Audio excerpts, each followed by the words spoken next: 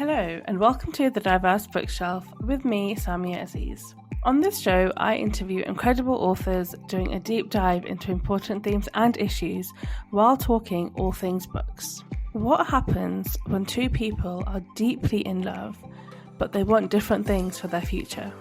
Can a relationship or a marriage work its way around fundamental things like having children, career goals, and what family should look like? Is love enough? And do we really listen when women tell us what they want from life? This week, I spoke to Krystle Zara Appiah about her debut novel, Rootless. In Rootless, we're presented with Efe and Sam, two people massively in love who get married to build a life together. We follow them on their journey as they grow and change in love, but also as they face huge hurdles when it comes to deciding how they want their life to look. Certain that she doesn't want to be a mother, Efe finds herself living a very different life to what she truly longs for, and we follow the couple as they navigate through life's big questions. Krystle Zara Appiah is a Ghanaian writer and screenwriter born and raised in London. She has a degree in literature and creative writing from the University of Kent. In 2020, she was one of 40 writers selected for the London Library's Emerging Writers Programme. She also works as a children's books editor. Rootless is her debut novel. Hi, Krystle. Thank you so much for joining me on the Diverse Bookshelf today. Welcome. How are you? I'm really good. Thanks for having me. It's so good to speak to you. So you've written an absolutely stunning and really kind of like strong and powerful debut novel. But before we get into the book Rootless, I want to know a little bit about how you came to writing. Is it something that you always knew you wanted to do? What's your path been like? Well, thank you for having me. Yes, I've been writing for, decades, I guess, since I was a child. I actually learned to read and write fairly late, but once I knew how, I was just coming up with stories and creating worlds and characters, and started writing novels when I was a teenager. And then in what's probably one of my parents' greatest fears, decided to study literature and creative writing at uni, and then left. And it took a little while, but got back into writing after university. And then, I figured I'd give it a go. Wow. That sounds really great. Kind of, I guess it's been something you always enjoyed and you had a passion. Did you feel any kind of, even within yourself and from those around you, any blocks to exploring writing as a job? Oh, definitely, yeah. I remember, I guess lots of people of colour, particularly Black writers, go through something where the early stories you write are just full of white people, because that's what we've normally read growing up, and that's who we feel deserve to have stories told about them. So I think definitely getting older, and I think the first thing I remember reading that had non-white main characters was probably The Kite Runner, and I think by then I was maybe 18 or 19.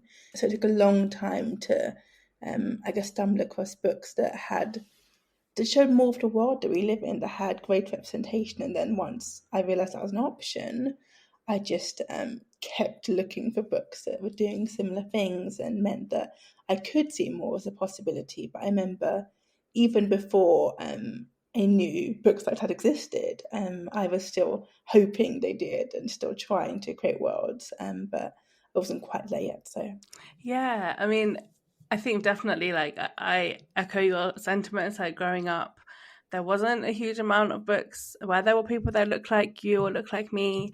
I think it just, for me, it created a really strange relationship with reading. I mean, I loved reading, but I just never saw myself in those worlds.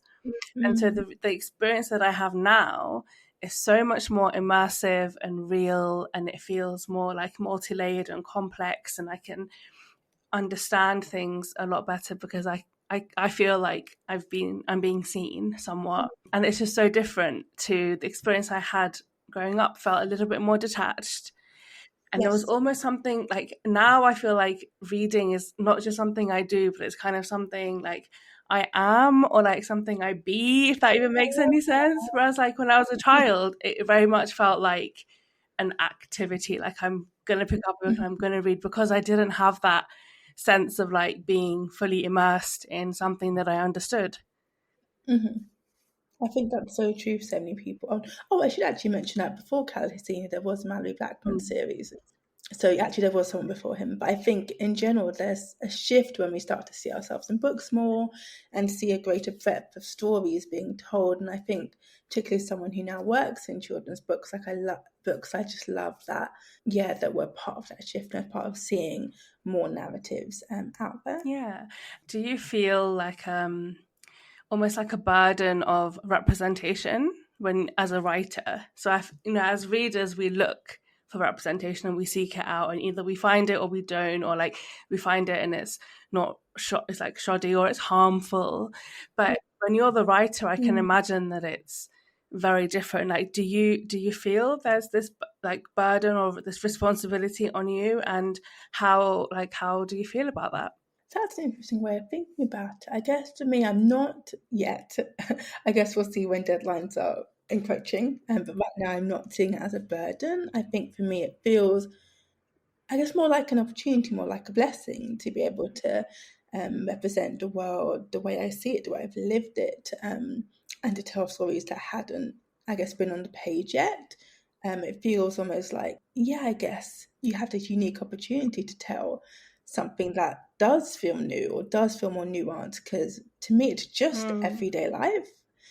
But I guess to people who aren't familiar with the cultural aspects, or even just what it's like to move through the world as a Black person, it does feel like, yeah, I guess unique or special in some way. But we should hopefully moving to a place where stories like this are just Yeah, normal. and I mean, I really like that because your book, Rootless, is kind of about everyday life. I mean, it's a very specific story, and it's there's a lot of heavy themes in it, but it is about a family essentially. So before we kind of get into Mm. that, if you could just tell us a little bit about your book, just introduce Rootless. Sure. So Rootless is my debut novel. It's about Sam and Efe, a British Ghanaian couple who meet as teenagers in London in the 90s. It follows them over the next almost 2 decades as their friendship turns into more of a romantic relationship and they get married, and essentially they are grappling with the struggles of contemporary life. They are working out how to build a life together when they want totally different things, and that's essentially what takes them to a breaking point. Yeah, and I mean, I don't think it's a massive spoiler. Like, essentially they want different things when it comes to having children and kind of growing their family. And that's it's a huge thing. And I think one that isn't massively explored with nuance. And you kind of give us a really heart wrenching story built around that. So where did the story come from? Like, where did it start for you? A few places, and it's definitely changed over time. But the very first image I had of the book was, if anyone's read it, it's the scene where Effa is on the train platform and having a meltdown and is, very much in the thick of being a mother when it's just not something she wanted. Mm. So that was one of the early images, and it was partly inspired just by questions around who that person was and what she was going through and what got her to that point, but also a family trip I went on to Ghana back in 2017, I believe it was, or maybe 18. And I hadn't been since I was a child, so I think by that point it'd been maybe 19, 20 years. And I absolutely loved it. And I now go back fairly regularly. But after that trip, I was very much in the mind frame of wanting to celebrate the culture and put more of that on the page. And then, of course, Rootless changed again later when I did start writing and realised, as much as this woman had piqued my curiosity, there was just another side to the story and a whole experience that we weren't seeing on the page. And essentially Sam had his own point of view and his own perspective and things that impacted him growing up to get them to that point too. So that just ended up being the story of their relationship essentially. And that scene that you talked about, oh my gosh, like my heart was beating so fast because, like, as a reader, like you don't know what's gonna happen, right? Like you don't know, like the worst possible scenario comes to mind and you don't know what's happening with Efe, and she's like absolutely distraught but also just exhausted at that moment and so deeply, deeply unhappy as well. And I thought that kind of unhappiness and the stress and kind of the postpartum depression you brought out so eloquently throughout the book. I think, I mean, I don't have any kids of my own, but I can imagine for many people so much of what you write about rings true to the experience, and it's not what you first think about when you think about motherhood or when you look at how mothers and motherhood is presented most commonly now. And I think, we are seeing a little bit more nuance, and I think perhaps the pandemic helped with that because a lot of people because kids were unable to go to school, the kind of the pressures of family life came to the fore a bit more. But I think there's still a long way to go. But why did you choose to explore the topic of motherhood to begin with? Yeah, well, that came from a very personal place. I guess since I was a teenager, I was very confident I didn't want to have children, and and as I grew up, I found my opinion challenged fairly often by well-meaning and sometimes not so well-meaning family members and sometimes friends who just assume that you're going to go out of it or change your mind, or even just say that it's selfish as you had. But yeah, in general, it's something that I remember coming up quite a bit, that people really struggled with a woman essentially saying she doesn't want what you want or what you have. And I feel like, particularly as a woman, it hits. It just feels like something people struggle to get their head around a lot more. Yeah, absolutely. I mean, I think kind of like the world of women is almost divided into like those that have kids and those that don't have kids. And then among those that don't have kids, it's kind of like, okay, either those that are not ready to have kids yet, like they're not settled down or they're not married, if that's your worldview about when you should have kids, or it's those that are struggling to have kids. There isn't really a space at the moment that holds women that have decided that they actively don't want to have children. And so I think, like, I found that a really interesting thing to explore as well, because I hadn't come across it myself very much in literature. Most people I know do want to have children or already have children or want children at some point. Like, so yeah, I found it a really interesting thing to explore. And did you, like, while writing, did you speak to other women that also are in a similar position?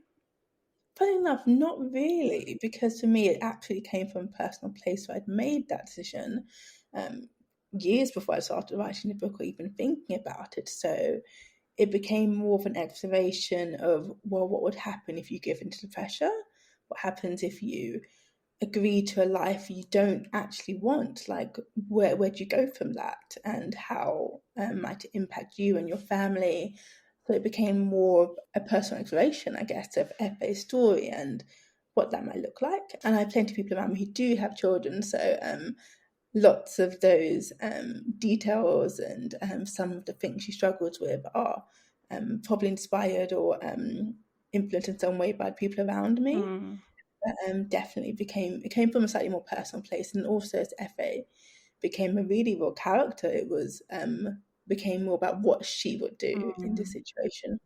Yeah, I mean, she definitely developed throughout the book, like very well, like from like a reader perspective, she developed very well.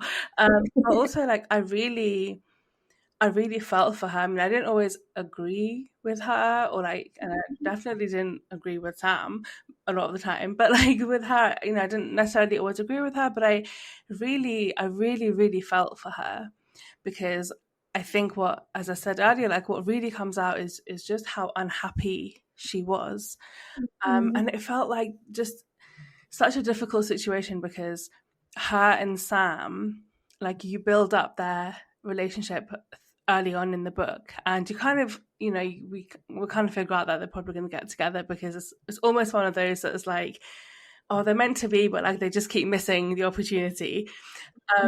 But when they do get together, like it's such a strong relationship, like it's full of passion, but it's also like so deep, and such a connection. And then they have this issue that Efe doesn't want to have children, but Sam does. And it made me think a lot, like, you know, there could be in any kind of romantic relationship like that, issues that force people apart, like where they want to live, or like, are they supportive of each other's careers, and does one person want to live with his parents or her parents, and you know, all of these things that can impact a relationship or tear a relationship apart. But there's something I think that weighs heavier and feels so much, I don't know if it's bigger or deeper, when it comes to the topic of children. But like, yeah, I just wanted to know what it was like for you trying to address this big question, which is what happens when two people are in love and they're really keen to be together, but they have a fundamental issue that they don't see eye to eye on. What was it like for you exploring that? What kind of drove that? Yeah. Well, for me, I guess as in writing the book, it was just really fun to explore. Like, I adored getting to know them, and particularly when Sam started to show up a bit more and I learned more about him, I loved really seeing how hard they were fighting for their side of the story, basically. They're fighting to be heard, and also ways they were just miscommunicating and not supporting each other, because ultimately I did really want them to be a good couple, and there are lots of places where we see the lightness and the love and the passion they have for each other, but it doesn't mean they're going in the same direction. So it's just really interesting to explore and get to know them, and just there's so much just not on the page, or didn't make the book, but I think I just find them a really interesting couple. Yeah, I mean, I think I did have one. I mean, one issue. I Go don't know if ahead. that's one issue, but I did have one issue, and that what I felt was that maybe they didn't communicate that well, because I kind of felt like Effie was trying to tell Sam, "I don't want to have children," and he was just brushing it under the carpet. Mm, And I felt like was very much of the opinion that she's going to change her mind. She doesn't really know what she's saying. She can't be sure. And then when they do get pregnant, it's very much like, well, yeah, we're going to go with it, and I'm really happy about it, and it's going to be great, and just kind of forget the fact that you said that you didn't want to have children. mhm. Do you think that that is quite common in relationships? And what is your view on kind of where, like, how we can improve communication when it comes to big things like that? That's so interesting. I don't think I've been asked that before.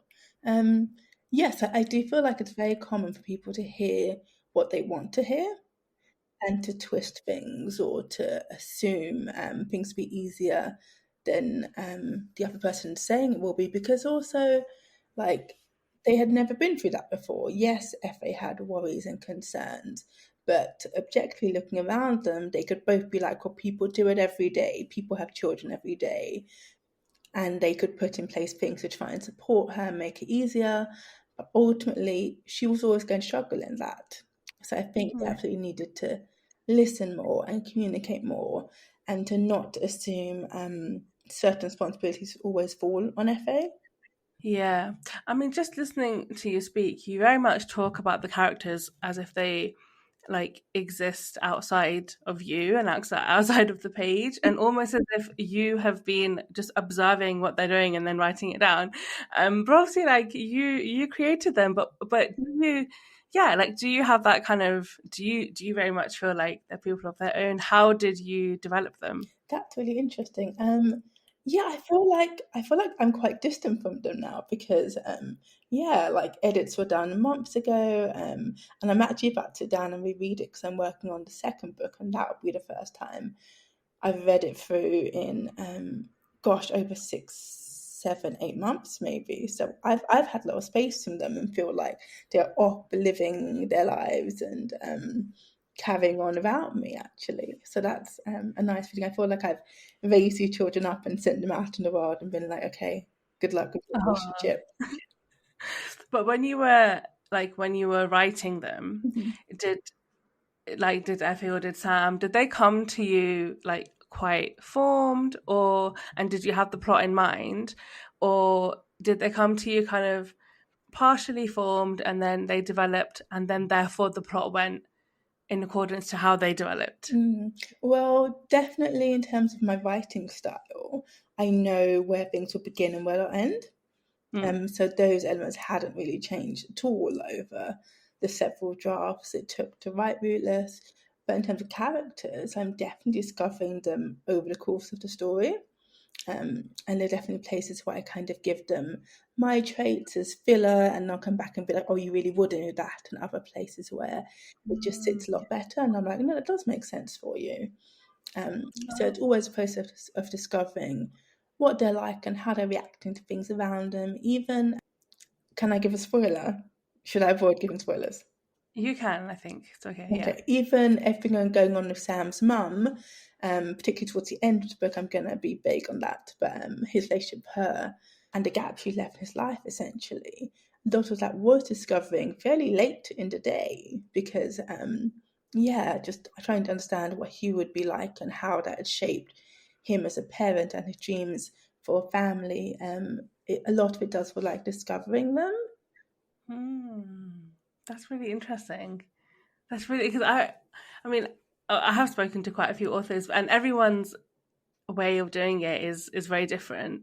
And I have had authors that say kind of like, I plot very loosely and I build the characters, and then the plot develops in accordance to what's right with the characters. And then I have spoken to other authors that are very much like, well, this character came to me fully formed. Yeah.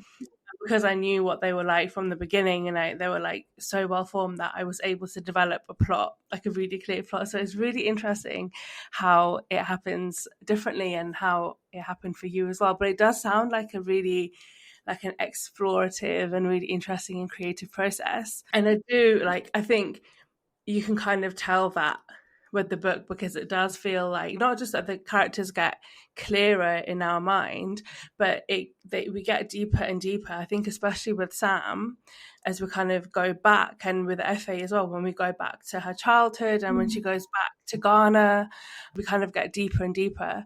So that makes complete sense. So this is a Ghanaian family. You've got the book, the characters, they move between the UK and Ghana for various things.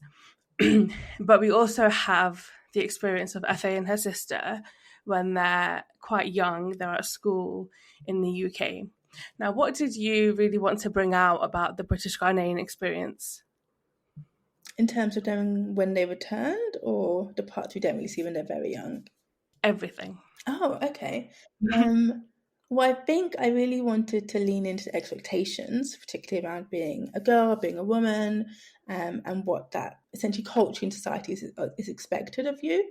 Because there are so many different relationships and marriages in the book, and even in terms of careers, Efe pursuing a fairly creative career or something that's unconventional, definitely is something that rubs people up the wrong way. So I wanted to have two very different sisters growing up in the same household with different personalities, pushing back against what's expected of them in different ways and in different seasons of their life.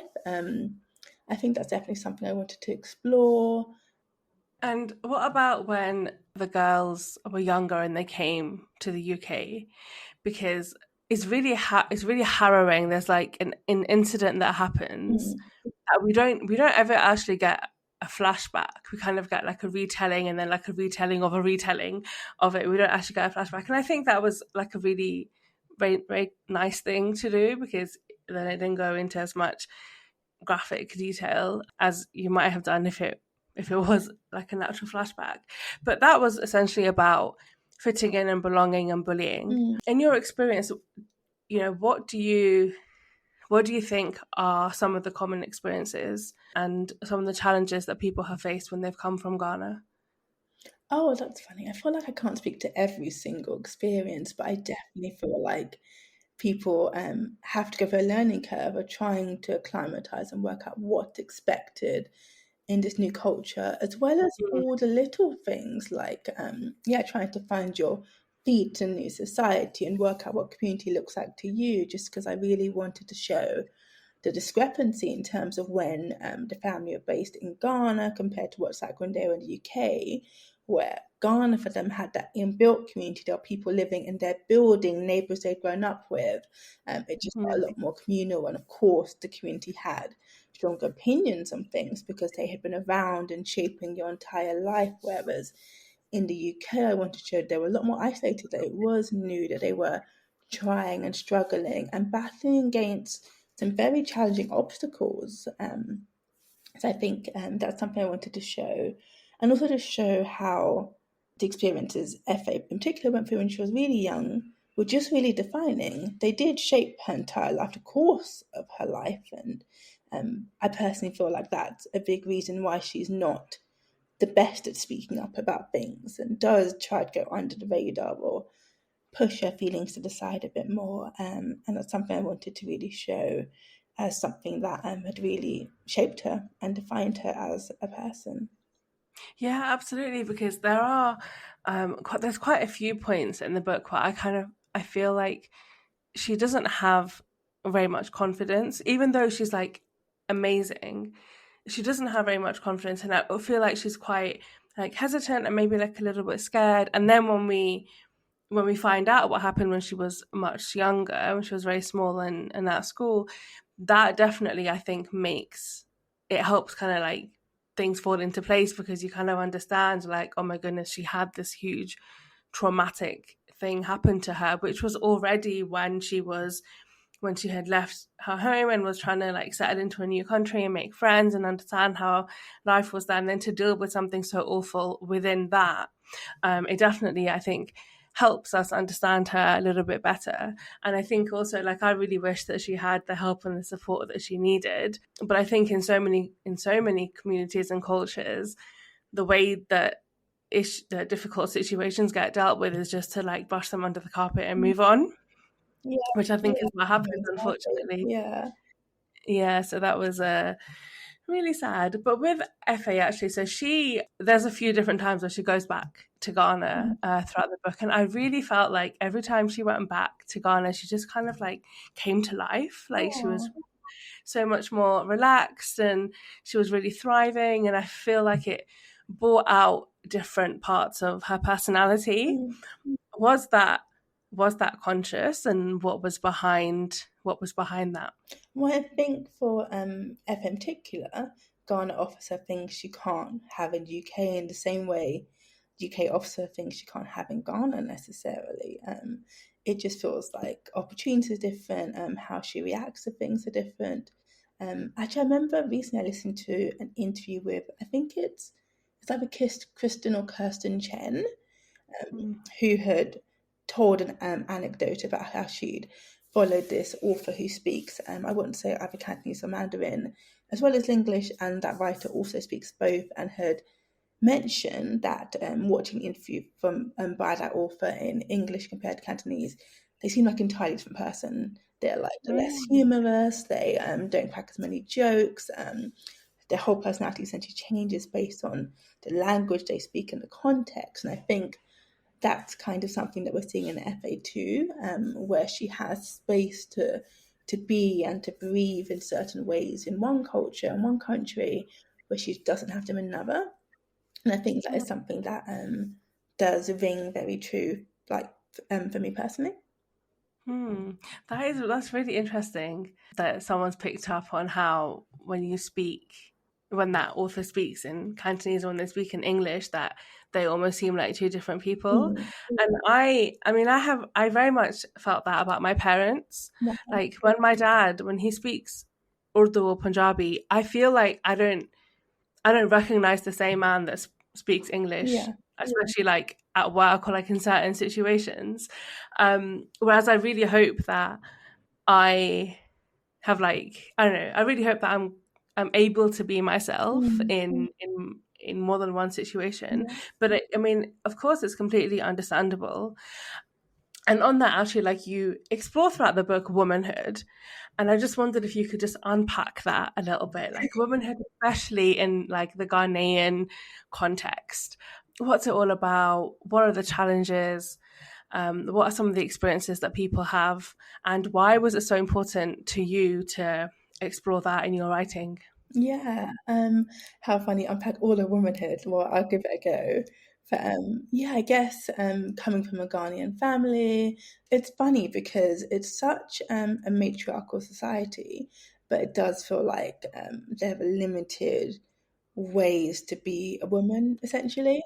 And a lot of that is tied into marriage, into being a mother, into raising kids. Because I think for so many of us, we've witnessed our parents, or particularly our mothers, make huge sacrifices like travel across the world to to be in an environment where the next generation could have so many more opportunities or access to things, and have worked tirelessly their entire lives to provide for the next generation, essentially. And that's so true of many immigrant cultures.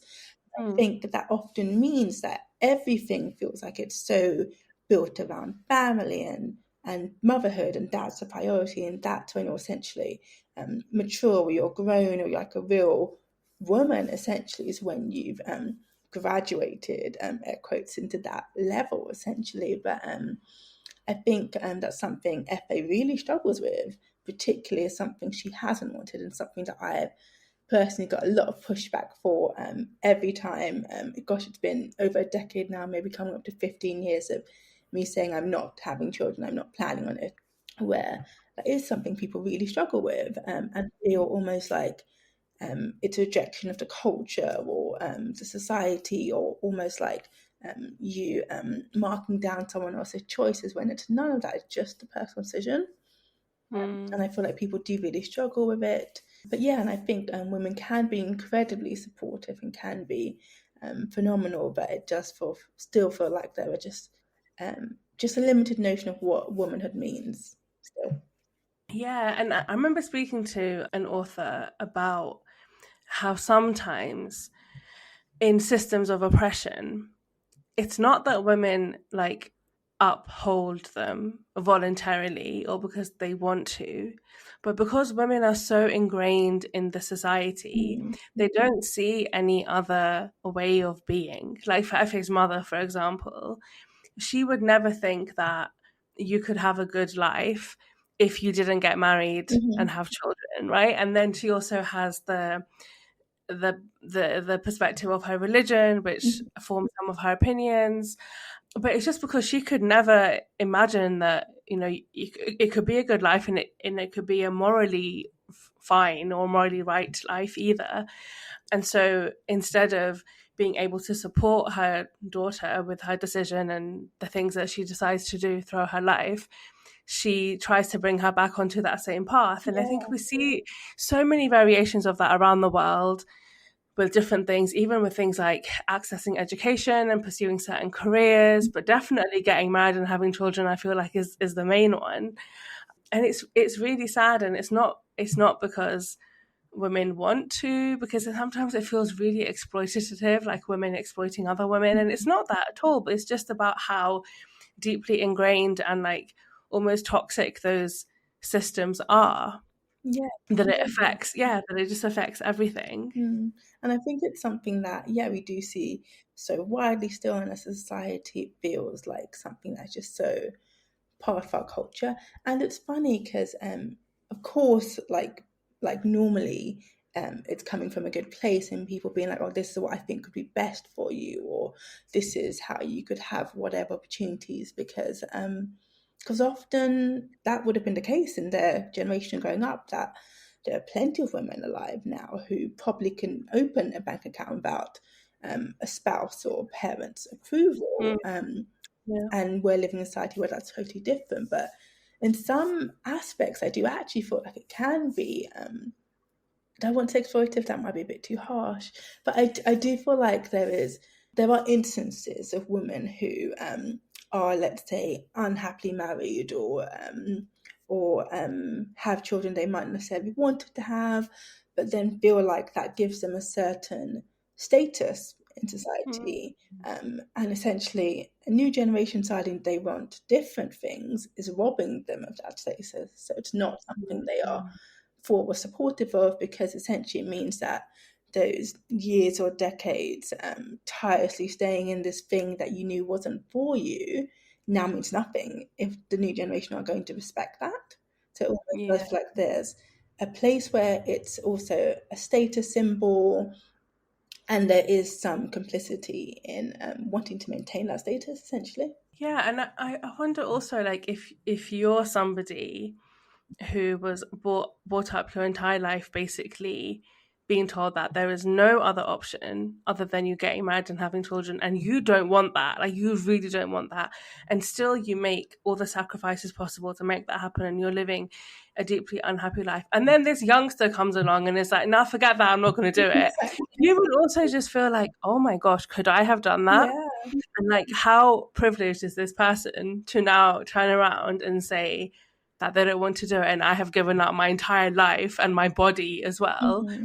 And this person is just kind of swanning in and be like, "No, sorry, I'm not going to have kids." Yeah. I can't imagine what that must feel like. How mortifying. Gosh, I'm like And the worst thing to happen, but well, probably not the worst thing, but yeah, I definitely can understand where the desire to uphold certain symbols or systems or institutions comes from. But hopefully, we're seeing a culture, and even if it's just one novel exploring a way things could be different, then hopefully that's something. yeah, absolutely. Because I do sometimes think that even about my own parents and like my grandparents, for example, that couldn't go to school or couldn't do the things that they wanted to do. And one, we have the luxury and the privilege and the ease Hmm. to do it, but we also have choice. Yes, yeah. And I think if you have never had choice and then you're seeing someone that does have that Mm, choice, like that must be a complete and utter just something so difficult yeah, total to experience. And power.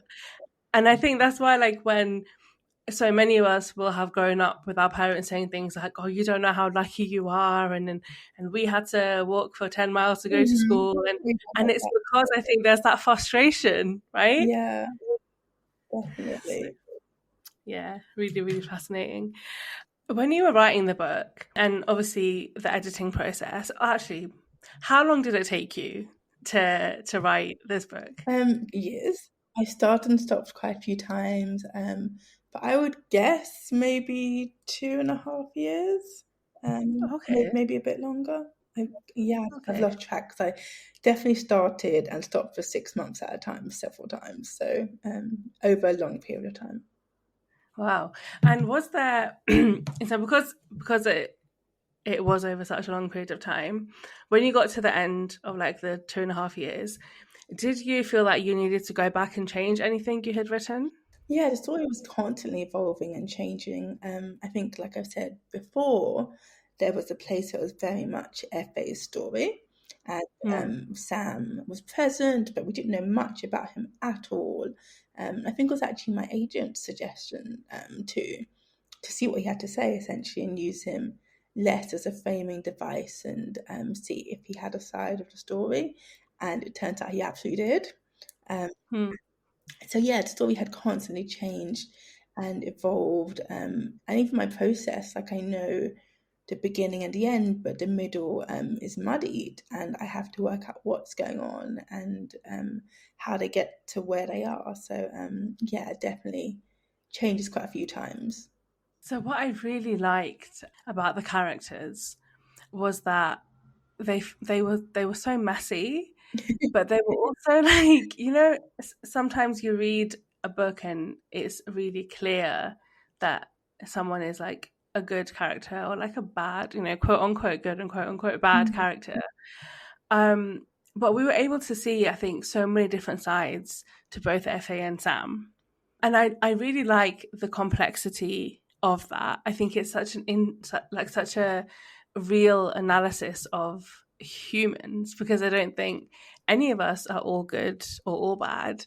Some of us are probably more bad than we are good and more good than we are bad, but also where so much of that depends on our circumstances. Mhm. Like if I'm very hungry, I feel like I'm like very bad because I need to eat. Right? So there's lots of things that affect the way that we behave, but also like very serious things like our upbringing and our past traumas, Mhm. all of those kind of things. What was important to you when developing the characters about representing that complexity of human nature? Yeah, for me, this is a big reason why I like writing stories about families in particular, just because everyone is doing what they think is best. No one sees themselves as the villain or evil in any way.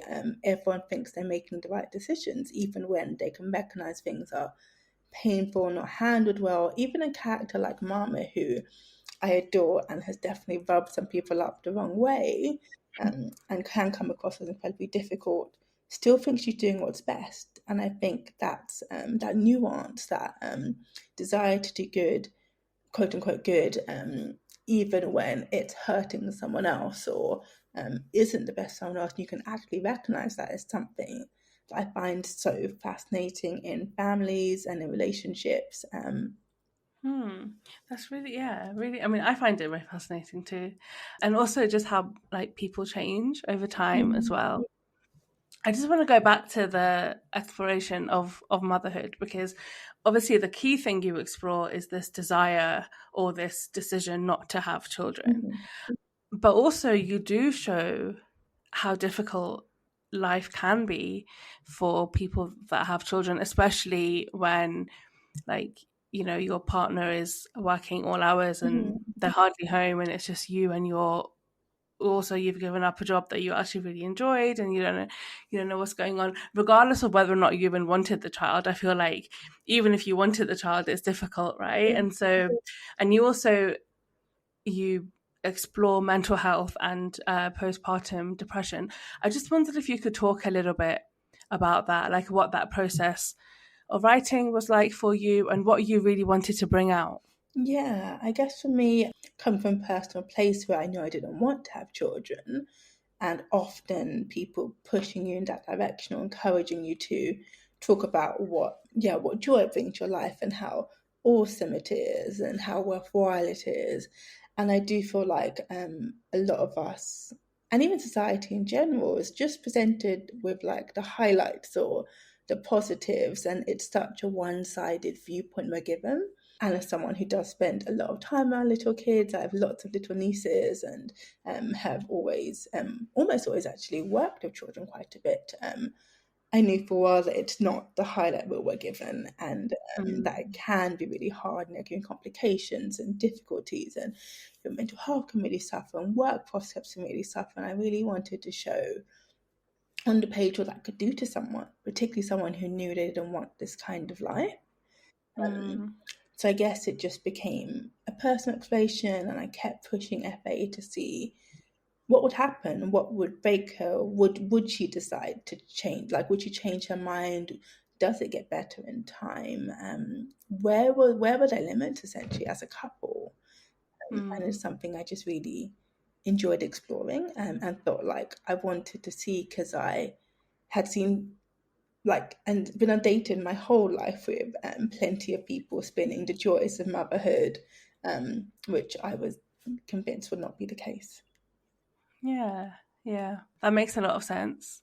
And I don't think that, and I think obviously you're not saying this either, that there is no joy. I think there is plenty of joy, but there's also a lot of things that are not joyful and really hard, especially if you don't have the systems of support around you that can really help. Yeah, it goes from very mundane to actually quite difficult in places. And I guess I wanted to see that in the story. And how, without giving away spoilers, how did you decide how to end the book? Because when I wrote my review for the book a few weeks ago, I said I still can't decide how I feel about it. And I still haven't decided how I feel about it, because at the time I was horrified. Like, I wanted to I was horrified. I was just like, why end it like this? You didn't need to. You could have given a happy ending, or you could have given it a sad ending, but a differently sad ending. Why? Yeah. How did that come about? Because I mean, you've been saying a lot, like, you know, you had to do what was right for Efe. You really had to think about, like, is this the right thing for her? Do you really think that ending was the right thing for her? Well, funny enough, because people ask this a lot, because a lot of people have struggled with the ending, and I think that is the thing that gets people the most, honestly, as far as I can tell, when most people contact me about the book, just because. And it's okay that you're not there yet, and you still need time to process. That's absolutely fine. But yeah, I think for me, funny enough, like I've said, the ending has never changed. like the situation, circumstances around the ending has differed at places, but in terms of where the plot was going, it had never changed over the entire course of me writing it. And it's funny because for me, I want it to still feel like a triumphant ending, and the fact that they have gone on this incredible journey as a couple. They've grown up together, they've lived a life together, they've made choices to each other's benefit and detriment, and they are figuring it out still. I guess for me, the central message of that ending, and I guess what I'm going for, is that love isn't enough. That they have worked so incredibly hard, and they have tried and they have loved each other well and badly at points, but there is not always enough time, and love is not always enough. And I think that's probably the message that I lean towards in the end, in terms of showing of their story. And I think it's just something that I guess comes to that caveat. Yeah, I mean, I do agree with you, and also see in terms of the book that love is not always enough. Like I actually I agree with that as an overarching concept. I think love is amazing, but I don't think it's always enough, especially when you're trying to build a life together and a relationship, and you also need to put food on the table and all of these other kinds of things that are involved in being with somebody. Mm-hmm. But I guess one of the or maybe like the fears or the concerns I had with the ending was that I didn't feel like Efe's feelings and views on motherhood throughout the book, or becoming a mother, was then validated at the end. It kind of felt like she was almost robbed of it. What do you think of that?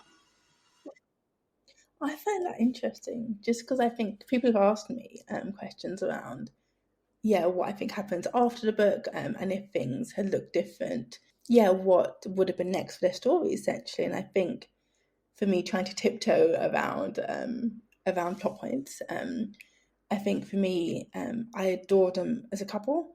I've been with them the longest out of anyone. Like, I absolutely adore them and loved seeing them get together. But I didn't quite believe that they could make what they were hoping for work. And I personally think they would have, like, as well-meaning as they are, as much as you can put systems into place and try and build a different life, I think at one point, whether it's 10, 20, 40 years down the line, they could quite easily fall into old habits, and there's no way to have half a family. You have one or you don't. So I think there would have always been a place where resentment or contempt or something slipped in. And I think ultimately they loved each other, but they were looking for totally different things, totally different lives. And someone always would have been shortchanged. I think, I mean, I have loved hearing you reflect on the ending overall, because you very rarely get that closure from an author. So it's really nice on like a personal level. And I hope anyone listening that has also read the book will be interested to hear what you have to say on it. But just the fact also that you were so certain of it, and you still remain, like, you're not shaken by this feedback and criticism almost that I've given you. Like, you're not shaken at all. You're very much like, well, I had decided the ending and I stuck to it. And I think that you, obviously this is your book and it's your prerogative, but you knew what you were doing. These are your characters, as you said, you live with them for the longest. And I think just I do find it very interesting that you're 100% certain that this had to be the ending. I'm sure there's many more reasons than those that you just shared as well. And I really enjoyed hearing that insight from you. What was your favourite part of working on the book? Oh, interesting. What did I really enjoy? Oh, okay. So I remember part of your editing, and my editor was like, "Can we have more happy memories and stuff?" And I was like, "Oh, yeah, let's see." But when did they enjoy their lives before it got difficult and hard? And I actually really loved some of the new scenes and chapters that came in when I was just writing a joyful relationship, and I was like, "Oh, they're so cute! Look at them here, and look at them doing this." And I just had some more memories where they were just genuinely supporting and and learning to love each other. So when you think about like the literature landscape with regards to like books about families and relationships and children and whatnot, what do you really hope for with, like what do you hope to see in that landscape? Oh, interesting. I'd love to see. Well, I wrote Rootless, so I clearly enjoy books like this. So, yeah, I'd love to see more books like this.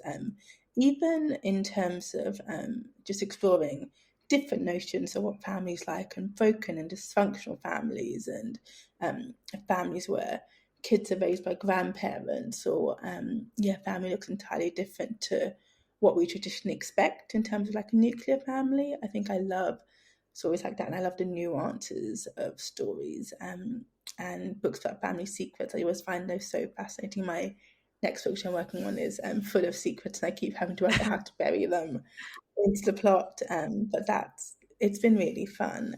So yeah, in terms of literary landscape, I'd love just to see more complex stories, much more a much wider sense of representation, and just see how different cultures and circumstances really impact what family Yeah, looks and like. on that, a different sort of representation of different families, I think, like as a child, was why I really enjoyed reading Jacqueline Wilson. I mean, there wasn't obviously like no diversity, and I didn't see myself being in like any particular quirky senses or experiences, but I did like the fact that she had many stories of children growing up in care and families where parents were separated, and one sort of perhaps slightly abusive parent, and families with like half siblings, and mixed Mhm. families and mixed parenting, all that kind of stuff. And I think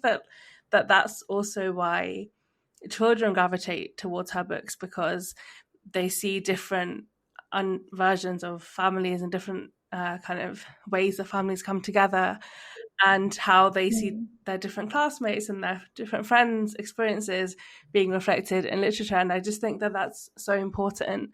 But also, as we grow up and we stop looking for like the model and expectation or understanding of what life should look like, life is messy and different and complicated, and there's all kinds of ways of living a healthy and happy, meaningful life. Family doesn't look like one thing anywhere around the Mm. world.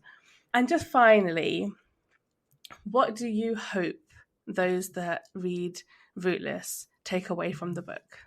Oh, I love that question. I guess I would really hope that people reading it, wherever they are on the spectrum of whether or not they want to become parents or not, and wherever they are in terms of relationships and stuff, really learn or develop the skills to be able to communicate well, to speak about things before they get really hard, and that people really show up, support each other in their decisions instead of challenging or undermining or belittling someone because they want something different. I think I just really love to see more support, I guess, from people who do want things that feel unconventional to society, that there's bravery on their part, and that it can really stand firm in their Yeah, choices. that's honestly like is really nice. And I mean, your writing definitely encourages us to think more deeply about our own place in any relationships in life, regardless of our marital status and regardless of our situation with children. And I really love that. And I did say that was my last question, but you did mention that you're writing on something, and you're writing something, you're working on something, and it's got to do with secrets. I love a book about secrets, because Cool. I am assuming it's related to families, because families are always full of secrets. But anyway, please, if you could can you tell us a little bit about what you're working on?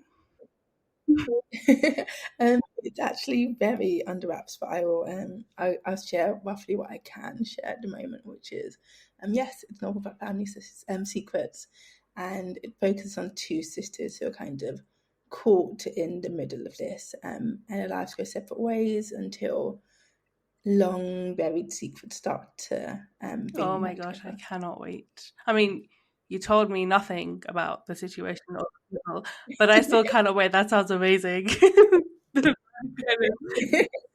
If you coy enough. I really cannot wait. And thank you so much, Krystle. It has been so fun speaking to you.